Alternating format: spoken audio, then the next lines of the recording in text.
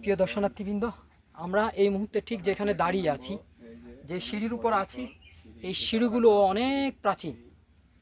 এইগুলোর বয়স প্রায় 500 বছর হবে। এগুলোর গঠন দেখে বোঝা যাচ্ছে এগুলো খুব নড়বড়ে অবস্থায় পড়ে আছে। যারা উপর থেকে নিচের দিকে আসবে খুব সতর্কভাবে আসতে হবে। আর পাশেই দেখা যাচ্ছে এই যে এখানে মাটিগুলো, এগুলো কিন্তু মাটি বলতে পাথরে মাটি, সম্পূর্ণটাই হচ্ছে ঝরঝরে। কেউ এগুলো ধরে নামার চেষ্টা করবেন না, খুবই ভয়ঙ্কর। আর গাছের যে শিকড় দেখা যাচ্ছে, শিকড়গুলো নিচ অবধি চলে গেছে। সম্পূর্ণ গাছগুলো এখন এই ঝরঝরে মাটির উপর দাঁড়িয়ে আছে। খুবই ভয়ঙ্কর একটা সিচুয়েশান। এবং পুরো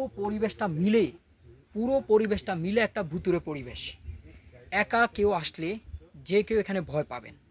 আরেকটা ভয় আছে, সেটা হচ্ছে এই গাছগুলো, এই যে এখানে দেখছেন গাছগুলো, এই গাছগুলোতে সবসময় বানরের আনাগোনা আছে।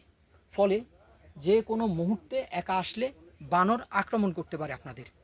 তাই আসলে নিশ্চয়ই হাতে লাঠি নিয়ে আসবেন, অথবা একা আসবেন না, অন্যদের সাথে একসাথে আসবেন।